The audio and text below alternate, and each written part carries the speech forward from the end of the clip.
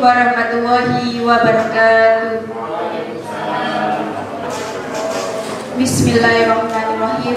Wassalatu wassalamu ala asrofil anbiya'i wal mursalin Sayyidina wa maulana Muhammadin wa ala alihi wa sahbihi ajma'in, amma ba'du.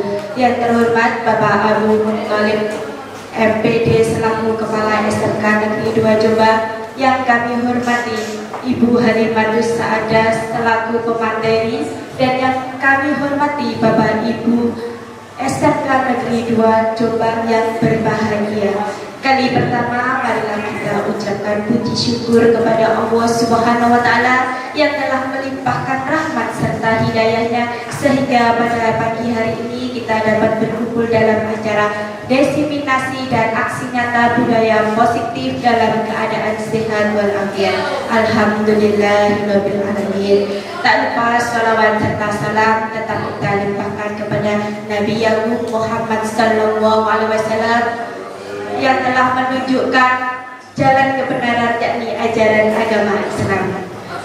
Baik Bapak Ibu yang dimuliakan Allah, saya selaku pembawa acara pada pagi hari ini akan menyampaikan susunan acara. Yang pertama pembukaan, yang kedua sambutan, yang ketiga acara inti diseminasi budaya positif oleh Ibu Halimatus Saadah MPDI, dan yang ketiga tanya jawab, yang keempat penutup. Memasuki acara yang pertama yakni pembukaan, marilah kita membaca Al-Fatihah. Semoga acara pada pagi hari ini diberi kelancaran tanpa suatu halangan apapun. Al-Fatihah.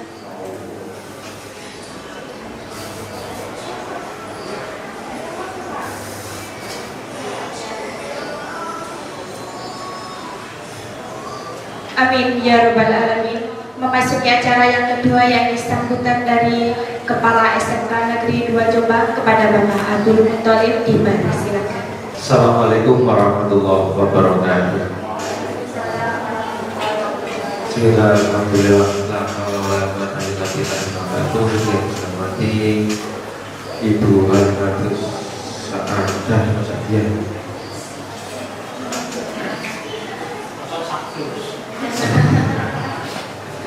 yang saya hormati Bapak Ibu Guru SMK Negeri 2 Jombang, puji syukur kehadirat Allah Subhanahu wa Ta'ala. Pada pagi hari ini kita semuanya masih diberikan kesehatan. Salawat serta salam tetap tercurahkan kepada kita Nabi Muhammad sallallahu alaihi wasallam.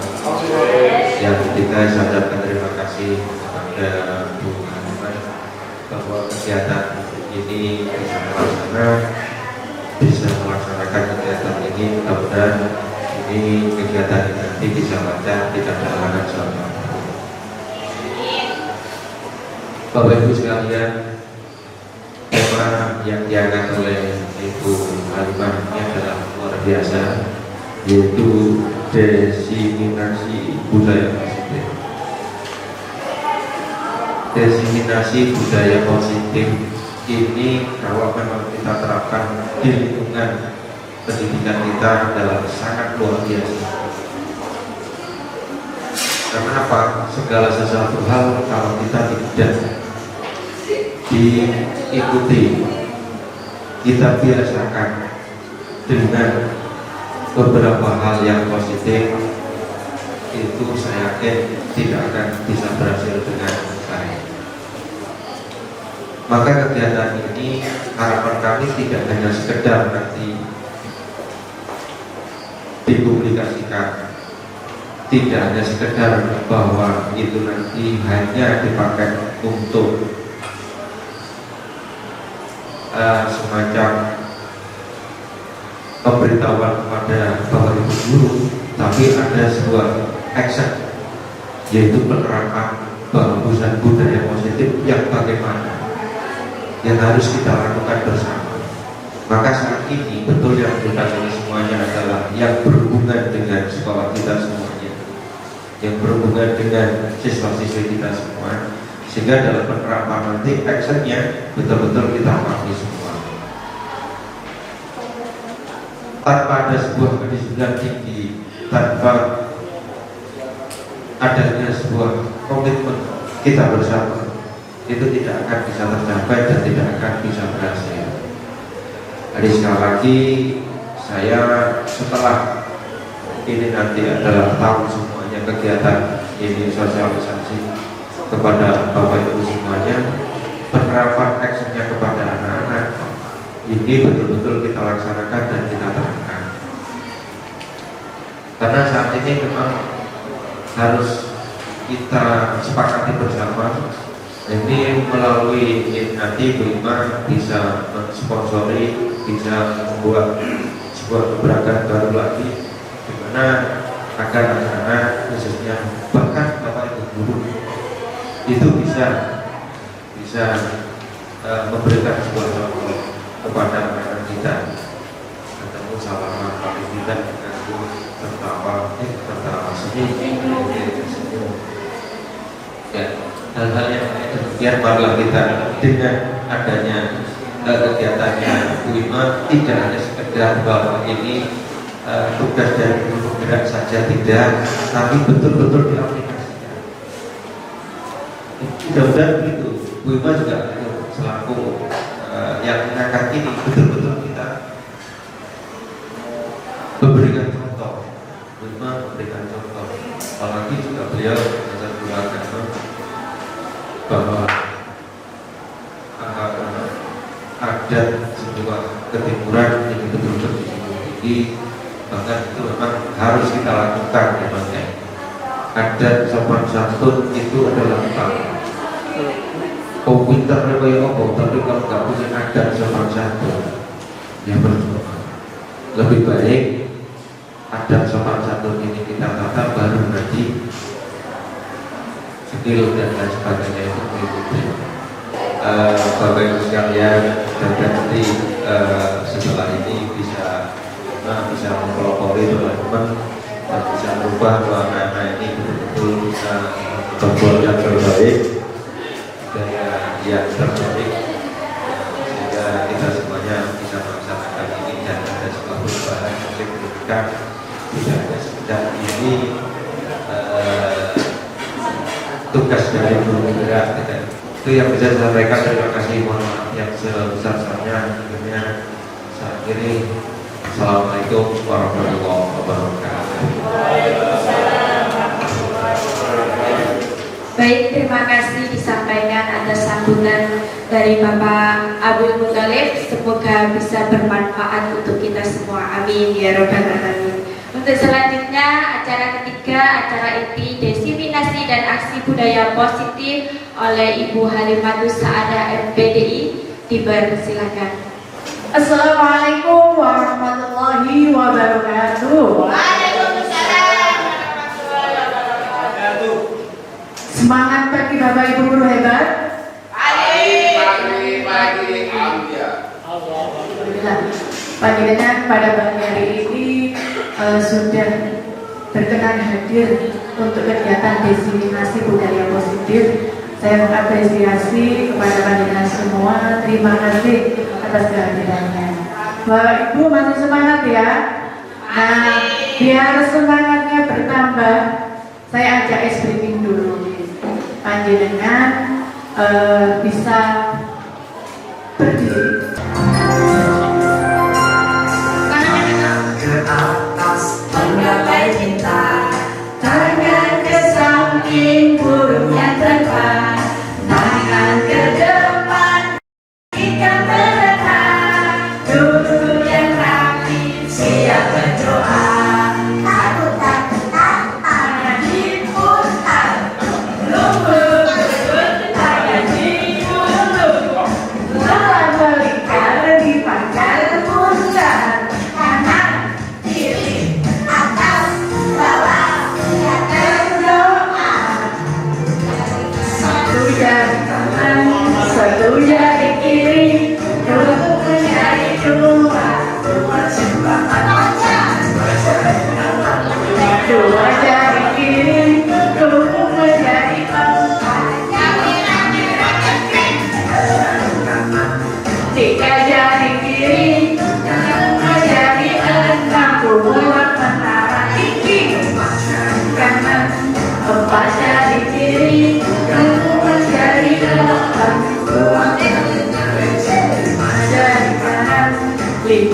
dari kiri bergabung menjadi 10 yang berdoa.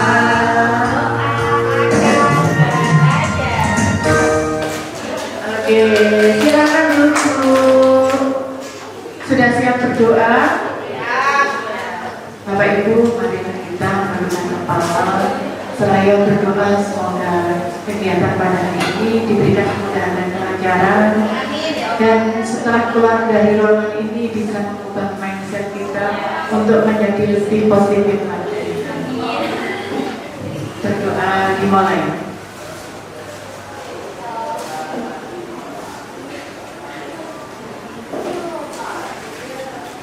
Amin, amin ya rabbal alamin. Baik, Bapak Ibu, sebagaimana dengan di tampilan layar, ini adalah kegiatan diseminasi budaya positif. Di mana kegiatan ini adalah lanjutan dari kegiatan kita yang sebelumnya, yakni kita sebelumnya sudah membuat prakarsa perubahan dari visi sekolah kita. Yang mana visi sekolah kita adalah, ya Bapak? Berkembangnya peserta didik dalam beriman dan bertakwa, berkompeten dan berkenan. Oke, bertanggung jawab, kompeten dan berkenan. Kita beri tepuk tangan ya, tepuk tangan.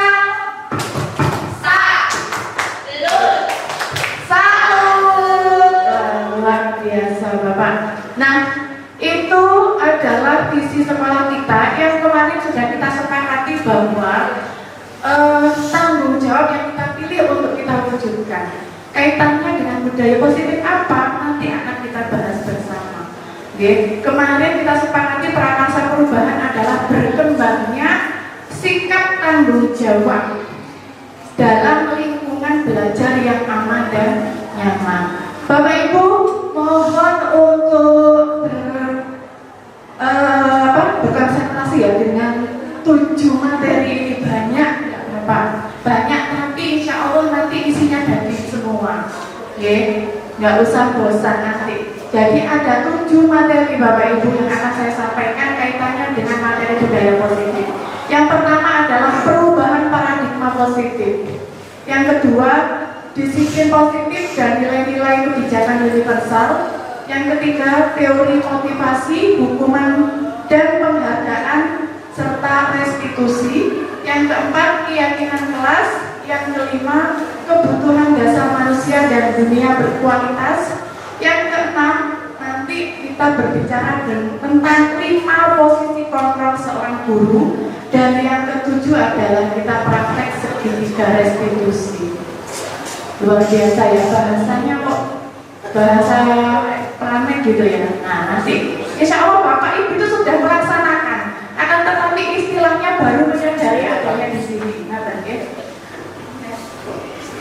Nah tentunya saya di sini adalah bukan yang paling tahu deh. Kita di sini berdiskusi. Jadi nanti kita sharing saja.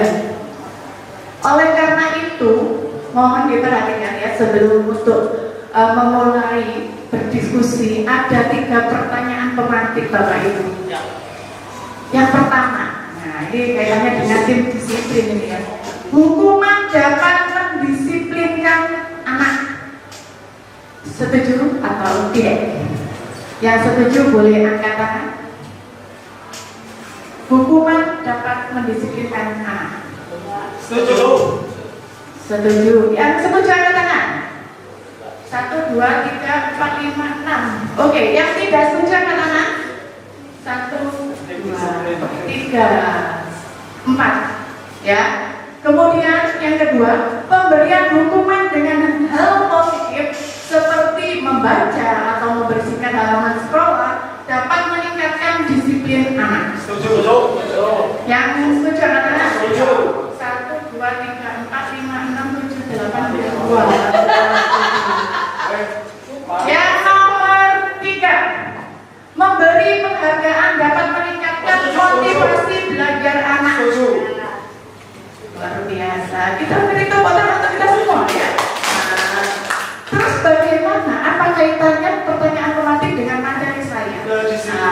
tentang kedisiplinan, tentang apa lagi? Motivasi, tentang apa lagi? Kebersihan lingkungan. Oke, next. Nah, ini Bapak Ibu, sebelum kita ke 6 materi yang tadi, ya, saya ingin mengajak panjenengan untuk menganalisa paradigma positif, ya. Sekolah merupakan rumah kedua bagi murid, betul? Sehingga sudah seyogyanya sekolah menjadi tempat yang nyaman bagi mereka, betul? Ya. Ki Hajar Dewantara mengibaratkan sekolah sebagai tanah tempat bercocok tanam. Murid adalah benih dan gurulah petaninya. Agar benih-benih yang ditanam dapat tumbuh dengan baik, seorang petani harus bisa menyiapkan tanahnya yang baik dan menjaga lingkungannya dari hal-hal yang dapat merusak tanaman. Betul? Betul. Dalam hal ini, seorang guru harus mengusahakan sekolah menjadi lingkungan yang menyenangkan, menjaga dan melindungi murid dari hal-hal yang tidak baik, sehingga tercipta iklim pembelajaran yang positif di lingkungan sekolah. Bapak Ibu, kita sepakati bahwa filosofi pendidikan Ki Hajar Dewantara itu menganalogkan bahwa dunia pendidikan ini adalah sawahnya dan kita adalah petaninya, anak-anak adalah bibit atau benihnya. Ketika menanam pasti ada, ya, ketika menanam itu pasti ada gulma, pasti ada hama, faktor cuaca dan lain sebagainya yang bisa mempengaruhi bibit itu tidak bisa tumbuh sesuai dengan kodratnya, betul? Nah, kitalah sebagai petaninya yang ingin, ya, supaya hama dan pengganggu atau faktor lain itu tidak tidak mengganggu, supaya dapat tumbuh subur, supaya dapat berbuah, supaya dapat menghasilkan sesuai yang diinginkan. Nah, oleh karena itu kita ciptakan sawah itu menjadi sawah yang baik, ya, kita pupuk, kita cangkul, kita apa lagi Bapak Ibu? Kita mes, ya, apa namanya? Pupuk, ya, betul, ya. Kita olah, ya. Nah, gitu. Nah, sekarang untuk memahami tentang paradigma, ya, perubahan paradigma positif, silahkan panjenengan berperan. Di situ ada satu aja, ya, satu kertas mohon diambil.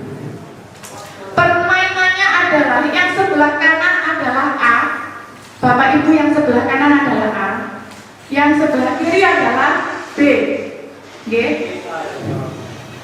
Kemudian tuliskan Bapak Ibu, tuliskan hal yang menurut panjenengan sangat berharga, ya, satu hal saja yang menurut panjenengan sangat berharga dalam hidup panjenengan.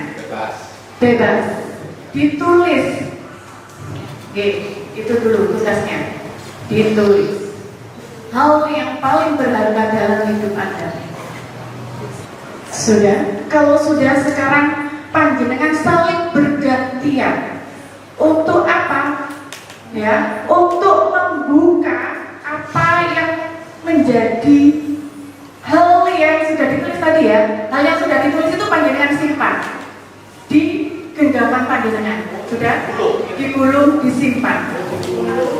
Saling menggulung dan menyimpan.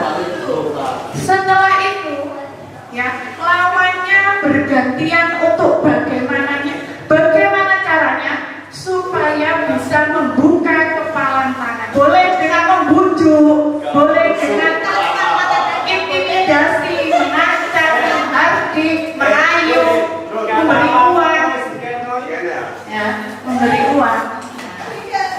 Boleh, silakan. Sudah, oke. Mari kita refleksikan kegiatan kali ini, ya. Apakah Anda itu berarti A, ya, atau B, membuka kepala tangan Anda? Yang membuka kepala tangan angkat tangan. Yang dirayu, enggak, maksudnya itu yang berhasil terbuka. Bu Mita ya. Saya kalah sweet.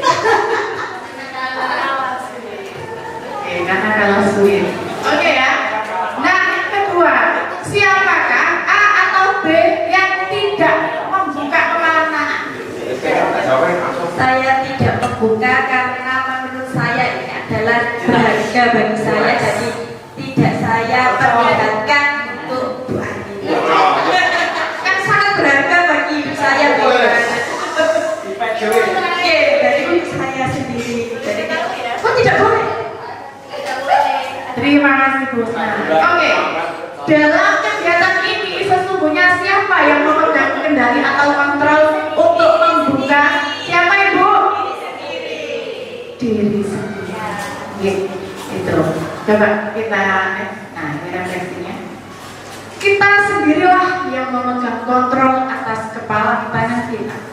Apakah kita mau membuka atau mau menutup kepala tangan kita? Itu tergantung pada diri kita masing-masing sesuai dengan kebutuhan dasar kita saat itu. Gitu ya. Nah, inilah miskonsepsi tentang teori kontrol Bapak Ibu. Jadi yang salah selama ini ya. Yang pertama, ilusi guru mengontrol murid. Betul. Selama ini di mindset kita, guru adalah pengontrol satu-satunya murid. Murid bisa dijadikan apa saja, padahal murid itu sudah mempunyai kodrat hidup masing-masing, yang sudah punya garis hidup masing-masing. Yang kedua, ilusi bahwa kritik dan membuat rasa bersalah mampu menguatkan karakter. Ini miskonsepsi yang tertanam dalam masyarakat, dalam diri kita, dalam lingkungan pendidikan kita, ya, bahwa kritik dan membuat rasa bersalah mampu menguatkan karakter. Kemudian yang ketiga, orang dewasa itu berhak memaksa. Pada kenyataannya bagaimana Bapak Ibu? Dan yang keempat, penguatan positif, efektif dan bermanfaat. Ini juga kurang tepat Bapak Ibu. Seperti dulu mungkin ya kita punya waktu SD, SMP itu masih ada perankingan, ya, penghargaan atas nilai yang kita dapatkan selama pembelajaran. Bapak Ibu, ini adalah 4 miskonsepsi tentang kontrol diri kita yang selama ini kita akui dan kita yakini dalam hidup kita. Dan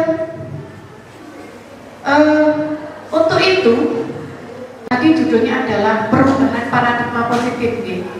Marilah kita membuka paradigma positif kita dari ya stimulus respon menjadi teori kontrol. Yang pertama, realitas atau kebutuhan kita sama menjadi realitas kebutuhan kita berbeda. Betul Bapak Ibu? Sama atau berbeda kita? Pasti ya, punya kebutuhan yang berbeda. Yang kedua, semua orang melihat yang sama, hal yang sama. Menjadi setiap orang memiliki gambaran yang berbeda. Kemudian yang ketiga, kita mencoba mengubah orang agar berpandangan sama dengan kita. Menjadi kita berusaha memahami pandangan orang lain tentang dunia. Kemudian yang keempat, perilaku buruk dilihat sebagai suatu kesalahan. Menjadi semua perilaku menjadi tujuan. Bapak Ibu guru, anak-anak kita misalnya ya datang terlambat, itu belum tentu mereka salah. Ya pasti mereka punya tujuan, punya motivasi, punya alasan. Ya, jangan sampai saat ini kita menjustis anak itu pasti salah. Kita rubah. Ya. Kemudian orang lain bisa mengontrol saya menjadi hanya Anda yang bisa mengontrol diri Anda. Ya, kalau bisa itu memunculkan motivasi intrinsik. Saya bisa mengontrol orang lain menjadi Anda tidak bisa mengontrol orang lain. Kemudian pemaksaan pada saat bujukan gagal menjadi kolaborasi konsensus menciptakan pilihan-pilihan baru. Kemudian Model berpikir menang kalah menjadi model berpikir menang. Oke. Ini yang harus kita terapkan di dunia pendidikan kita. Bapak Ibu, saya ingin tanya, panjenengan kalau datang ke sekolah, tepat waktu itu kenapa? Karena apa?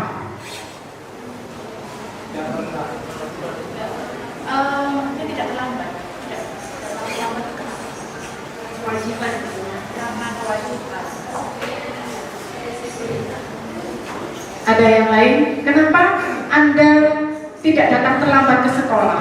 Apakah ada faktor terlambat?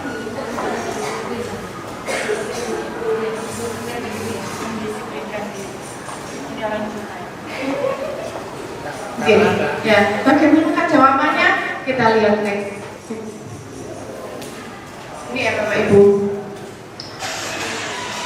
Yang kedua, materi yang kedua sudah berubah untuk paradigmanya, Bapak Ibu. Sudah berubah, ya. Lanjut ke materi yang kedua, disiplin positif dan nilai-nilai kebajikan universal. Sekarang marilah kita membahas konsep disiplin positif yang merupakan unsur utama dalam mewujudkan budaya positif yang kita cita-citakan di sekolah kita. Apa sih budaya positif itu? Apa Pak Rozi? Budaya atau kebiasaan yang mempunyai nilai-nilai yang baik atau kebiasaan. Luar biasa ya, terima kasih Pak. Jadi tentunya ada nilai-nilai yang kita sepakati untuk kita jalankan, untuk kita implementasikan ya. Nah, Bapak Ibu, disiplin itu berasal dari bahasa Latin, yakni disiplina, yang artinya belajar. Atau kata disiplin juga berasal dari akar kata yang sama dengan disiple atau murid atau pengikut. Itu kalau secara bahasa. Secara istilah, disiplin adalah kemampuan memerintah diri sendiri, okay? Kemampuan memerintah diri sendiri. Jadi motivasi intrinsik yang muncul dalam mengontrol dan menguasai diri untuk memilih tindakan yang mengacu pada nilai-nilai yang kita hargai dengan penuh tanggung jawab, tanpa terperintah orang lain, tanpa imbalan atau penghargaan atau ancaman atau hukuman. Ini adalah refleksinya dari panjenengan kegiatan bukalah genggaman tadi. Meskipun panjenengan diberikan ancaman, meskipun jenengan diberikan apa istilahnya itu hargaan, rayuan, tapi ketika Anda bisa mengontrol diri Anda, maka kepalan tangan itu tidak bisa terbuka. Nah, sebagai pendidik, tujuan kita adalah menciptakan peserta didik yang memiliki disiplin diri, sehingga mereka berperilaku mengacu pada nilai-nilai kebajikan universal dan memiliki motivasi intrinsik dalam perubahan perilaku ke arah yang lebih baik. Ini yang kita inginkan. Anak-anak sadar diri, bukan karena kemudian ada Bu Husna berdiri di depan pintu sambil menunjukkan telunjuknya ke atas, mereka akan takut. Itu namanya motivasi ekstrinsik. Ya, jadi ketika tidak ada Bu Husna, pasti anak-anak akan kembali lagi. Seperti itu, gitu. Nah, mari kita munculkan motivasi intrinsik anak-anak. Nah, nilai-nilai kebajikan universal itu sebenarnya ada 6 lembaga yang istilahnya mengakomodir ya. Di sini saya sebutkan 3 lembaga saja. Yang pertama, profil pelajar Pancasila sudah hafal ya, ada 6 dimensi, yakni beriman dan bertakwa kepada Tuhan Yang Maha Esa, mandiri, bernalar kritis, berkebinekaan global, gotong royong dan kreatif. Kemudian lembaga IBO, Primary Years Program, yakni toleransi, rasa hormat, integritas, mandiri, menghargai, antusias, empati, keingintahuan, kreativitas, kerjasama, percaya diri, dan komitmen. Kemudian ada 9 pilar karakter. Yang pertama, cinta Tuhan dan segala ciptaannya, kemandirian dan tanggung jawab, kejujuran, diplomatis, hormat dan santun, dermawan, suka menolong dan gotong royong, percaya diri, kreatif, dan pekerja keras, kepemimpinan dan keadilan, baik dan rendah hati, toleransi, kedamaian, dan kesatuan. Bapak Ibu Guru, apakah semuanya harus diinternalisasi ke anak-anak? Tidak. Tidak harus semuanya. Panjenengan pilih nanti mana yang penting kita terapkan di sekolah kita, yang harus kita budayakan di sekolah kita itu yang mana? Oke. Materi yang ketiga yakni tentang motivasi perilaku manusia. Ya, mari kita tanyakan ke diri kita sendiri, Bapak Ibu. Bagaimana sih kita berperilaku? Mengapa kita melakukan segala sesuatu? Apakah kita melakukan sesuatu itu karena adanya dorongan dari lingkungan atau adanya dorongan dari orang lain? Terkadang kita melakukan sesuatu karena kita menghindari rasa sakit atau ketidaknyamanan. Terkadang kita juga melakukan sesuatu untuk mendapatkan apa yang kita mau. Bagaimana menurut Anda? Pernahkah Anda melakukan sesuatu untuk mendapatkan senyuman dari orang lain? Kemudian, pernahkah Anda melakukan sesuatu karena ingin mendapatkan hadiah pujian dari orang lain? Kemudian, pernahkah Anda melakukan sesuatu karena ingin mendapatkan uang? Misalnya?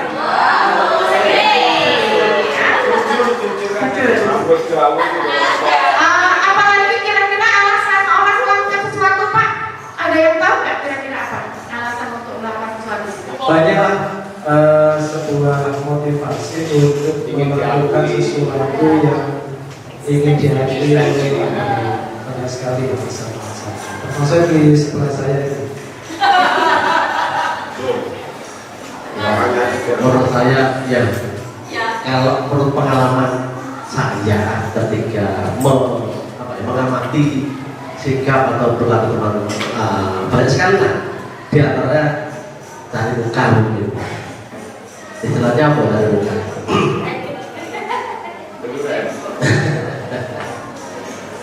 Ya mungkin karena bisa dikatakan faktor kita atau faktor SK. Tapi kebanyakan kita berperilaku itu rata-rata dipengaruhi faktor eksternal dari luar. Terima kasih. Terima kasih luar biasa. Kita beri tepuk salut dong. Tepuk salut. Salut dong. Nah, dari pertanyaan-pertanyaan tadi, mari kita lanjutkan ke teori motivasi ya. Diana Gross dalam bukunya Restructuring School Discipline menyatakan ada 3 motivasi perilaku manusia. Yang pertama, untuk menghindari ketidaknyamanan atau hukuman. Loh, aku tidak tepat-tepat lagi isi. Ya, itu masih motivasi eksternal. Ya, untuk mendapatkan imbalan atau penghargaan orang lain. Ya, karena ada Bu Ima, akhirnya anak-anak itu sholatnya rajin. Ya, biar dihargai. Wah, ternyata anak-anaknya sholatnya luar biasa ya, jamaahnya tepat waktu. Itu berarti masih motivasi eksternal. Dan yang ketiga, Bapak Ibu, untuk menjadi orang yang diinginkan sendiri dan menghargai diri sendiri dengan nilai-nilai yang dipercaya.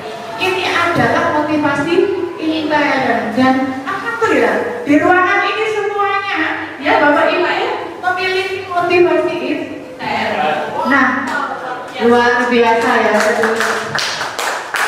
Dan ini perlu ditularkan ke anak-anak. Dan kita adalah ke murid-murid kita, Bapak Ibu. Next. Nah, konsep disiplin yang gagal. Tadi kan Bapak Ibu masih ingat pertanyaan, apakah hukuman bisa mendisiplinkan? Begitu ya? Pertanyaan masih ingat ya? Ternyata 6 orang sudah menjawab, tidak bisa, gitu ya. Dan 4 orang menjawab, tidak bisa. Nah, kita klarifikasi. Nah, Bapak Ibu pernah mendapatkan hukuman? Gimana rasanya? Malu? Sakitkan nggak? Sakitkan di mana? Malu tapi setelah itu tidak melakukan lagi jerah.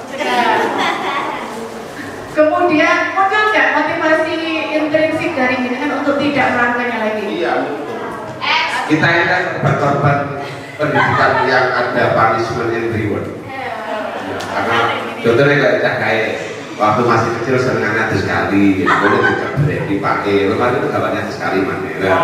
Akhirnya jadi seperti itu. Sosok-sosok yang punishment and reward. Orang yang dihukum, anak yang dihukum itu pasti tidak nyaman. Kemudian dia takut, ya ketemu guru dengan yang menghukumnya, ketemu guru yang menghukumnya, pasti dia takut. Ya, waduh ada Pak X, mau lewat sini karena ada Pak X belok. Ya, ada Bu Y, akhirnya belok. Kemudian hukuman itu memaksa seseorang untuk melakukan sesuatu yang diinginkan. Padahal tadi kita tidak boleh ya mengontrol orang, bahwa kita lah sendiri yang bisa mengontrol diri kita untuk menjadi baik atau tidak baik. Murid menyembunyikan kesalahan. Ya, mungkin anak-anak kita sering seperti itu ya. Akhirnya menyembunyikan kesalahannya.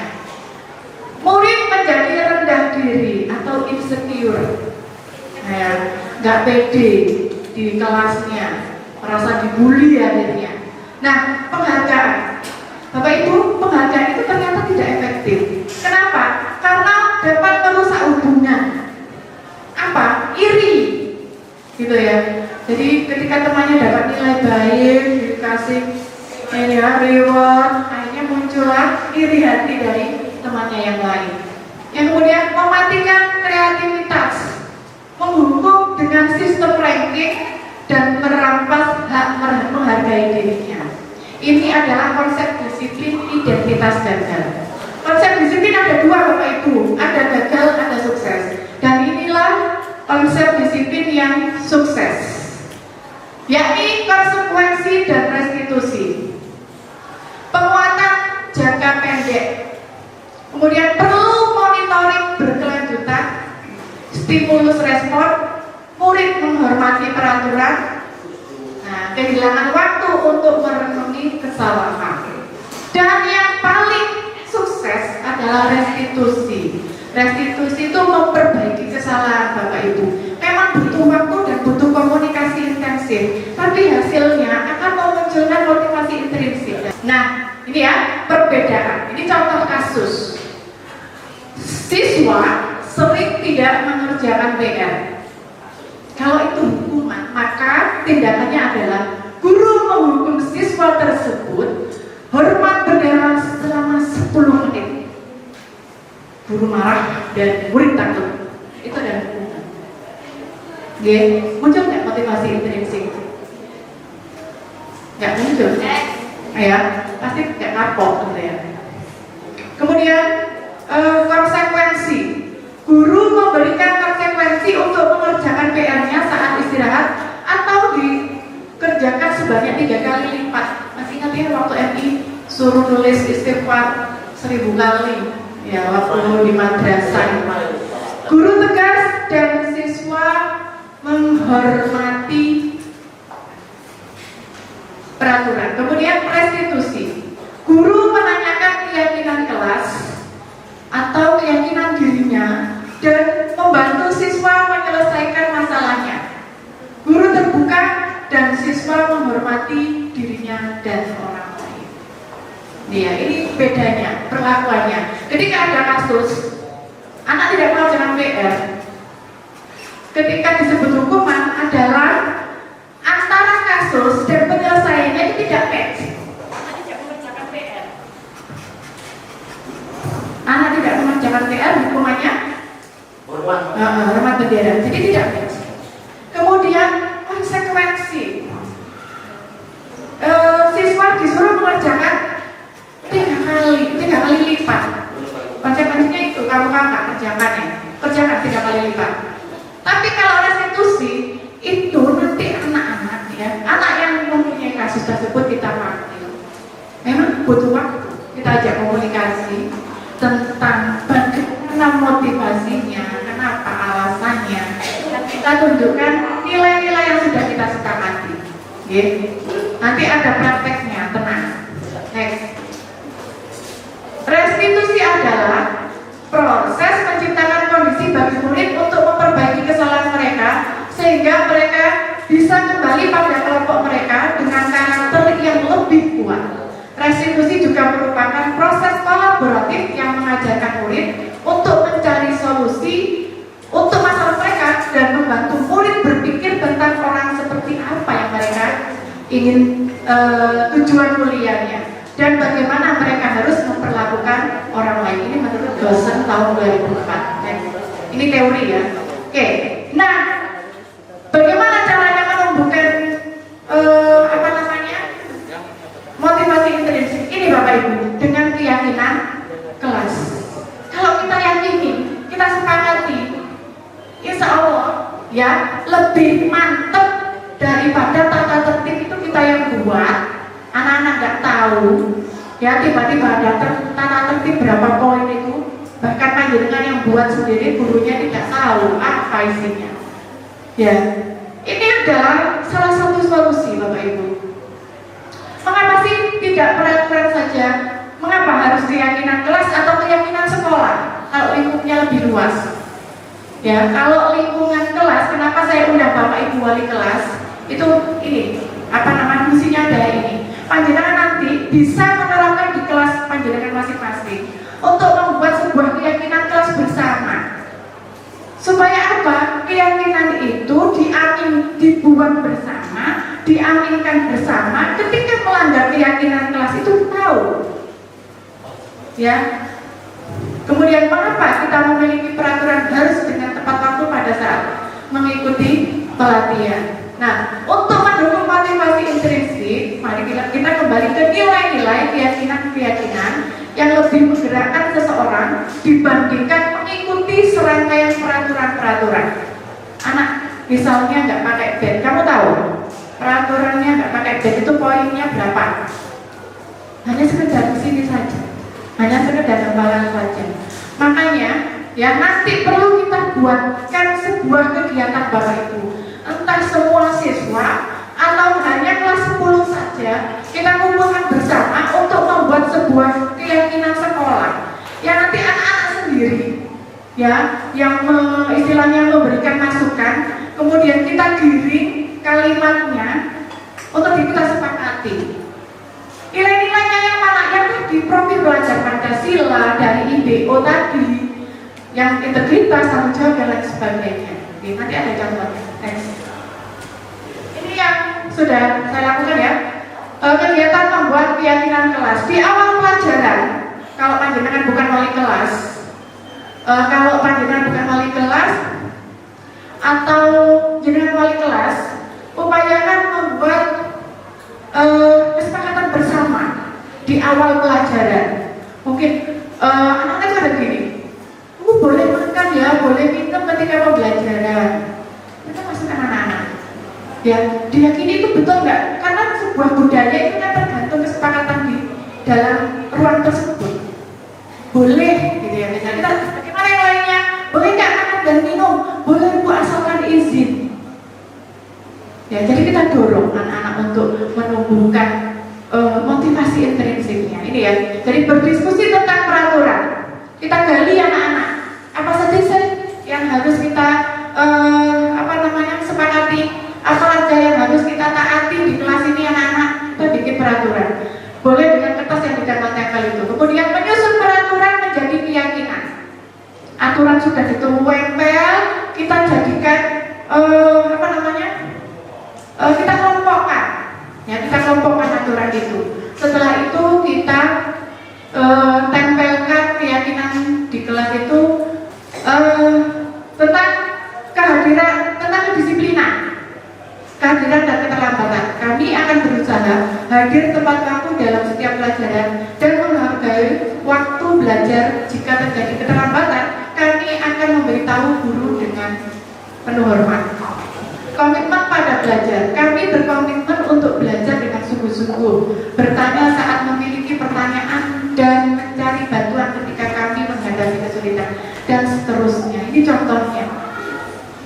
Ya, dibuat kesepakatan kelas, keyakinan kelas. Mungkin kalau di lingkup sekolah itu namanya keyakinan sekolah. Asalnya dari mana? Dari anak-anak sendiri. Kamu ingin apa sih? Ini Ya, kamu diharapkan nanti jadi anak yang bertanggung jawab, diharapkan menjadi anak yang kompeten, diharapkan menjadi anak yang literan. Kira-kira nilai-nilai kebajikan apa yang kalian ingin munculkan? Kalian ingin sepakati? Nah, depan anak-anak angkat tangan, silakan tulis, boleh ditulis bersama. Kata Bapak. Next. Ini ya, tadi Pak Ari juga sudah menceritakan bahwa anak melakukan kesalahan itu pasti punya motif, pasti punya alasan. Nah, kita belajar 5 kebutuhan dasar nih ya, teori 5 kebutuhan dasar menurut Dr. William Glasser, bahwa manusia itu bertahan hidup, penguasaan, perlu kasih sayang dan rasa diterima, butuh kesenangan, butuh kebebasan. Leres. Jadi Bapak Ibu, anak di kelas rame itu pasti ada kebutuhan dasarnya yang tidak terpenuhi. Mungkin di rumah dia itu sering dimarahi oleh orang tuanya, tidak mendapatkan kasih sayang, sehingga ketika di kelas dia akan rame. Oke, pernah menemui anak itu? Jangan sampai kita menjas rame ae, ngomong ae, disopo apa kamu ngomong ae. Kita perlu mendekatinya. Itu apa? Karena itu tadi dipanggil gitu ya, Duk, lapo mana kok ngomong ae gitu. Kamu punya alasan nggak? Apa sih alasannya kamu rame? Kira-kira perbuatanmu betul atau salah? Salah. Kalau salah, ya kita cari solusi supaya kamu bisa berbuat, tidak berbuat itu, tidak ambil lagi. Kira-kira apa solusinya? Begitu ya? Bisa ya Bapak Ibu ya? Pasti bisa. Pasti luar biasa. Oke. Ya, jadi orang melakukan kesalahan itu karena 5 kebutuhan dasarnya itu tidak terpenuhi. Bisa jadi misalnya penguasaan. Kamu kok menengai kok kayakmu loh, saya pancet gak diubah belas ya. Misalnya seperti itu. Karena apa? Dia kebutuhan penguasaannya itu tidak terpenuhi. Dia belum masuk dengan pembelajaran memecah pola mungkin ya. Pecah pola ya namanya. Nah, itu Bapak Ibu ya. Bisa juga tentang kesenangan. Di kelas ya, nyanyi dewe gitu ya. Ada ya Bu ya? Di kelas ya. Ngocok ya, ada ya. Dia sebenarnya kebutuhan kesenangannya itu tidak terpenuhi. Dipanggil kalau dipupuk sayang-sayang. Ya. Next. Ya, kebutuhan dasar manusia dan dunia berkualitas. Murid mempunyai gambaran dunia yang berkualitas dengan mindset mereka, Bapak Ibu. Ya, versi mereka. Tentunya sebagai guru-guru, kita ingin mereka memasukkan hal-hal yang bermakna dan nilai-nilai kebajikan yang hakiki ke dalam dunia berkualitas mereka. Bila guru dapat membangun interaksi yang memberdayakan dan memerdekakan murid, maka murid akan meletakkan dirinya sendiri sebagai individu yang positif dalam dunia yang berkualitas. Karena apa? Karena mereka menghargai nilai-nilai kebajikan yang diusung bersama tadi. Itu, ya. Nah ini materi ke-6. 5 posisi kontrol guru. Ada 5 Bapak, Ibu. Penghukum, yang kedua pembuat merasa bersalah, yang ketiga sebagai teman, yang keempat sebagai pemantau, dan yang kelima sebagai manajer. Coba panjenengan. Di antara kelima itu posisi kontrol mana yang sering panjenengan terangkan dalam kehidupan? Sebagai teman. Maksudnya ketika ada masalah di kelas atau ada sesuatu yang lain kita dekati, kita tanya sampai apa sedikit apa ya intermezzo berdua sedikit lah biar mereka tidak merasa takut, tidak merasa terhakimi. Jadi sambil kita apa ya gali informasi langsung dari yang bersangkutan, kenapa sampai berbuat seperti itu, sehingga kita bisa mencari indikator solusi, sehingga kita bisa menemukan banyak cara ya ketika kita sudah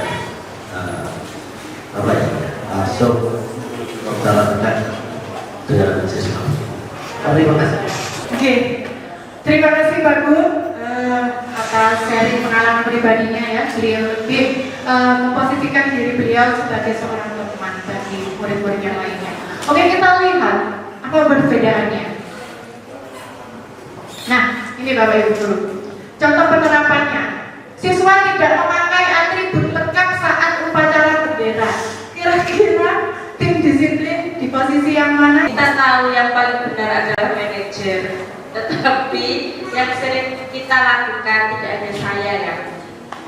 Itu kebanyakan di penghukum, tidak mencari teman, tapi saya melihat situasi yang ada di SMK Negeri 2 Jombang, maaf ya, penghukum. Kemudian keseluruhan hanya saja kita itu belum bisa ke manajer Bu. Sudah tahu kalau manajer itu yang paling benar untuk mendisiplinkan anak.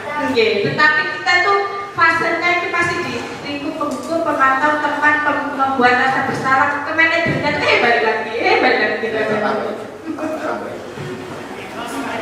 Bu yang benar ke manajer. Namanya begitu. Tahu yang benar ke manajer. Dalam hati seperti itu, tapi adalah terus bersalah pancet. Aku sebagai manusia biasa. Aku ini hanyalah seonggok daging. Jadi karena yang melakukan kesalahan itu relatif anaknya sama dari waktu ke waktu, ya itu makanya hukuman itu memang perlu juga. Hukuman itu masih diperlukan dalam tanda kutip yang tidak sampai di luar batas kewajaran. Ya karena ya kita itu juga manusia memiliki keterbatasan, atau di satu sisi kondisi psikologis atau psikis kita itu ya sedang tidak baik-baik saja. Kalau kita memang dituntut untuk menjadi orang yang malaikat terus itu kan ya bukan manusia namanya. Mungkin itu. Tapi kalau penghukum ya tidak sih, kok terlalu kejam. Jadi mungkin seringkali kenapa disuruh berbaris itu dalam rangka memang ya kita biar mengkondisikan, kita menyampaikan informasi itu biar ya efektif dan efisien. Ada mungkin kemudian ada 10 anak terus kita bisa beritahu satu persatu, itu ya teknis saja, teknik. Jadi bukan pada hukuman itu sebenarnya. Jadi selama ini ya kita cenderung memang untuk mendorong anak biar sadar. Tapi ketika anak itu kita motivasi untuk sadar, ternyata ya nggak sadar ya tinggal ya kita berharap mudah-mudahan ada hidayah segera dulu. Mungkin itu. Terima kasih. Luar biasa ya, Bapak Ibu sudah mengenal posisi kontrol Padilan sebagai seorang guru. Memang posisi yang diharapkan di sini adalah Padilan sebagai seorang manajer supaya apa? Supaya bisa menumbuhkan motivasi intrinsik Bapak Ibu. Tidak ada ancaman, tidak ada kata-kata kasar, tidak ada hardikan seperti ini. Patuhi aturan sekolah, lalu berdiri di depan barisan sana. Misalnya, kamu sudah melanggar. Apa peraturan dan konsekuensinya? Teman, ayolah yang tertib, Bu Guru bangga. Tapi kalau kali ini kamu melakukan kesalahan, gak apa-apa kok, ya boleh diulangi lagi. Kamu buat rasa bersalah, berapa kali Bu Guru harus beritahu kamu, Bu Guru kecewa sama kamu. Ya, akhirnya kita merasa bersalah. Kalau manajer, nah, apakah kamu tahu kesalahanmu hari ini apa? Kira-kira alasan kamu berbuat kesalahan hari ini apa? Gitu ya, misalnya. Oke, next. Nah, bagaimana praktekannya itu dengan segitiga resiko restitusi Bapak Ibu, ya, dengan segitiga restitusi. Yang pertama adalah menstabilkan identitas, ya, menstabilkan identitas. Yang kedua, validasi tindakan yang salah, dan yang ketiga, menanyakan keyakinan. Next. Ini contohnya, menstabilkan identitas. Bilangnya gini ya, prakteknya seperti ini. Berbuat salah tidak apa-apa, tidak ada manusia yang sempurna. Saya juga pernah kok melakukan kesalahan. Kita bisa menyelesaikan ini. Ibu tertarik mencari siapa yang salah. Ibu tidak tertarik mencari siapa yang salah, tapi ibu ingin mencari solusi dari permasalahan ini. Nah itu ya. Kemudian validasi tindakan itu contohnya gini. Padahal kamu bisa loh melakukan lebih buruk lagi. Kamu pasti punya alasan kenapa kamu melakukan hal itu.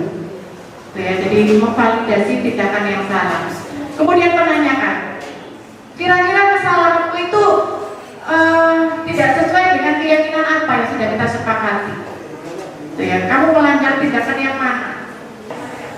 Boleh saya praktek ya? Boleh. Ya, kasusnya adalah anak ini terlambat datang ke sekolah karena bangunnya kesiangan, karena malam hari itu tidurnya terlalu larut karena mainan hari.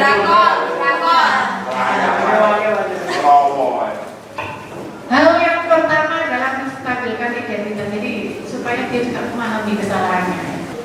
Evi, kamu tahu kenapa Bu Ima panggil ke ruangan Bu Ima? Iya Bu. Iya, berarti kamu tahu ya nak ya? Tahu, saya ini terlambat.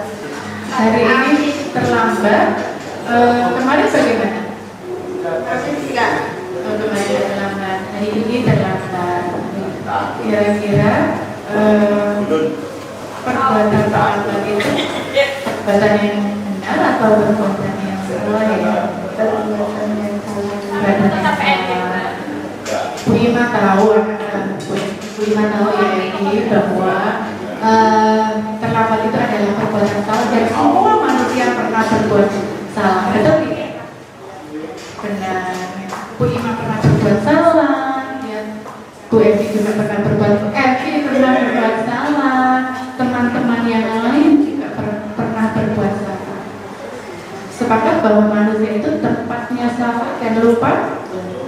Nah, ya, tempatnya salah dan lupa. Tetapi pasti ada alasannya untuk melakukan kesalahan itu. Kira-kira Bu Ima boleh tahu nggak apa alasannya anak Evi ini terlambat datang ke sekolah?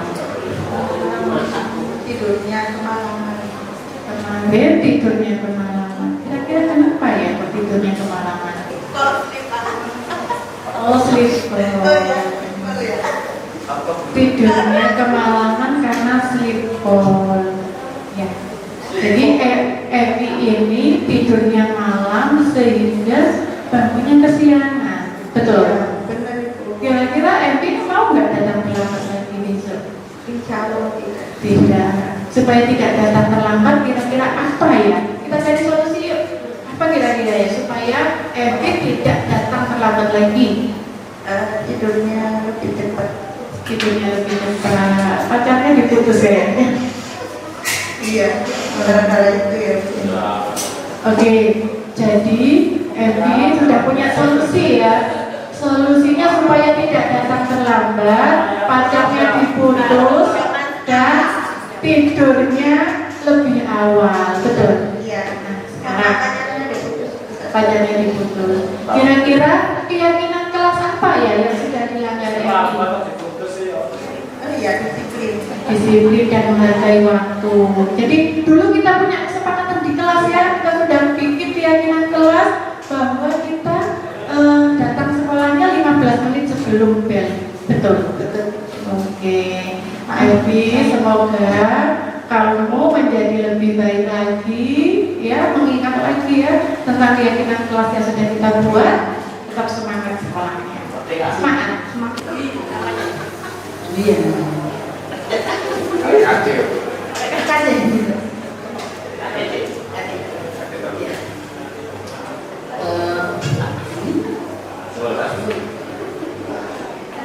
Rasa kenapa?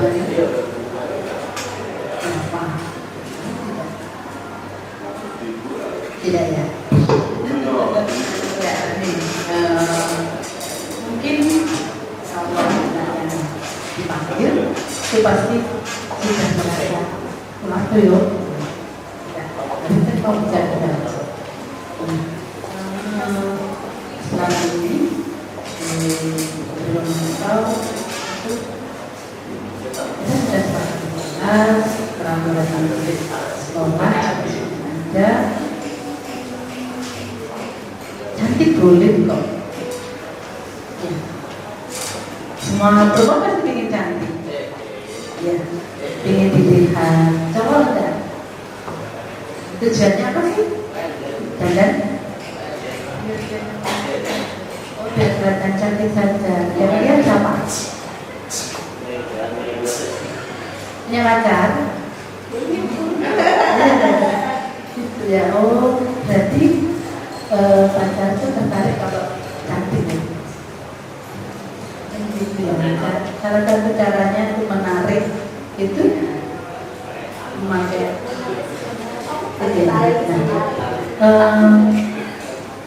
memang sih juga cantik kan ya, harus cantik paling tidak mencerminkan. Tapi kita masih sekolah, kita kan boleh tahu berarti ya, peraturan juga tahu ya, kesepakatan di juga tahu ya. Seandainya ada rahasia, isinya kadang memang boleh ada ya, kita pasti senjata tajam mungkin. Anak busana juga senjata tajam pada gunting. Tapi itu dipergunakan saat apa? Seperti saja, tidak dipraktekkan di luar, tapi di kelas. Jadi kalau punya sekolah, bulan sekolah atau bulan sekolah tidak perlu bertekad supaya menarik, malah nggak tertarik beliau dikunyah. Jadi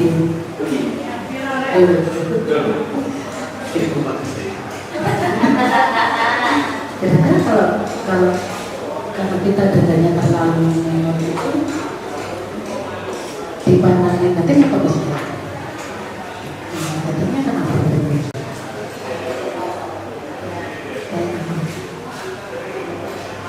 Kayak itu ya, mau kayak tante-tante ya, mau nggak dianggap seperti itu? Dan cantik itu tidak harus bertekad ya, biasa saja. Karena laki-laki nggak cuma malahan kalau biayanya gitu ya. Yang kali sekolah tidak perlu, yang biasa-biasa saja. Yang penting ini beauty-nya. Oke, kita lanjut ya. Oke, Bapak Ibu mungkin itu contoh ya. Jadi rangkanya itu tadi menstabilkan identitas, bagaimana siswa itu memahami kesalahannya, dia sudah tahu kesalahannya apa. Kemudian validasi tindakan yang salah ya. Jadi tidak menjustifikasi meskipun kamu salah nak, gitu ya. Dicarikan solusinya. Kamu kan pasti punya alasan. Ayo kita cari solusi yuk. Jadi dia juga ikut memikirkan, bukan kita yang memikirkan solusinya, bukan kita yang mencarikan solusinya. Dia juga kita ajak berpikir. Kemudian menanyakan keyakinan kelas. Tadi kan sudah kita bikin keyakinan kelas atau keyakinan sekolah. Dia juga sudah paham. Kira-kira keyakinan sekolah apa yang kamu langgar? Nah, akhirnya dia akan terbuka. Oke, Bapak Ibu, luar biasa hari ini kita beri aplaus untuk diri kita sendiri. Tepuk semangat. Semangat.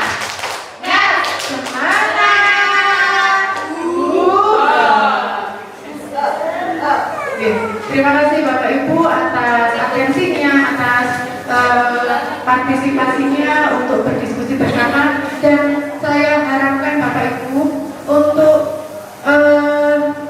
kedepannya nanti saya akan berkolaborasi dengan tim disiplin, dan juga BP serta ya nanti tim kesiswaan dan juga Bapak Ibu wali kelas nanti ya.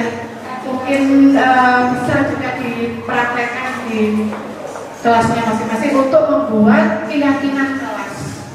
Kemudian untuk lebih luasnya nanti dengan disiplin keyakinan sekolah. Ya, momennya mungkin momen Hari Guru. Bapak Ibu, terima kasih atas semuanya. Saya akhiri. Assalamualaikum warahmatullahi wabarakatuh. Waalaikumsalam.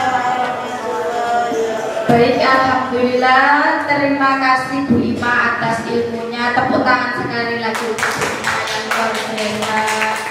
Baik, acara terakhir yakni penutup dengan doa yang akan dipimpin oleh Bapak Aris Muhimuwo SPDI. Kepada Bapak Aris dipersilakan. Untuk yang non-muslim masjid dan ibadah kesehatan ala hadis yang malah berikan salihah al-fatihah.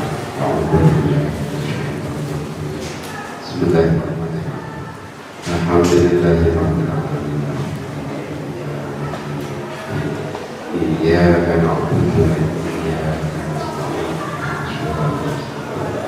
Shiratal ladzina an'amta 'alaihim ghairil maghdubi 'alaihim waladdallin. A'udzu billahi minasyaitonir rajim. Bismillahirrahmanirrahim. Rabbil alamin. Allahumma shalli wa sallim wa barik 'ala sayyidina Muhammadin.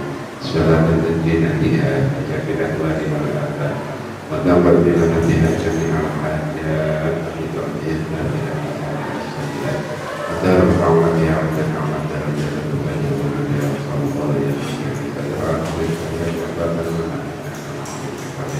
اللهم اجعلنا ولدنا ذرية عنا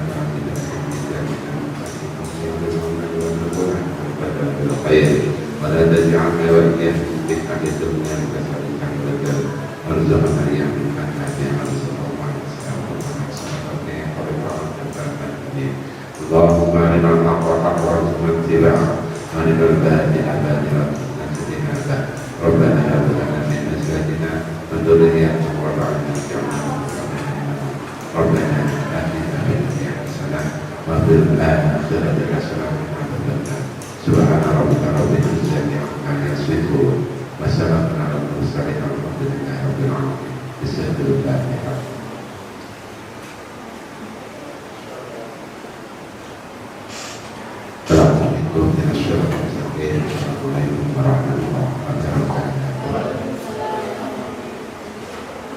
Assalamualaikum warahmatullahi wabarakatuh. Halo, perkenalkan nama saya Asma Husna dari SMK Negeri 2 Jombang. Di sini saya akan memberi tanggapan atas diseminasi dan aksi budaya positif oleh Ibu Halimatus Saadah MPDI.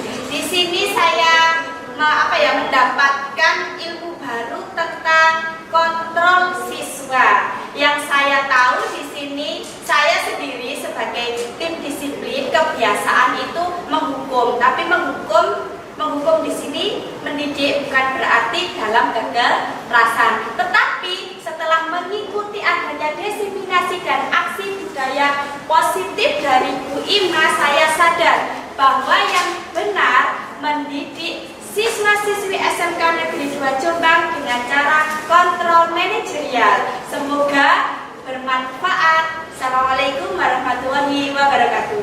Assalamualaikum warahmatullahi wabarakatuh. Nama saya Pak Furosi, guru SMK Negeri 2 Jombang.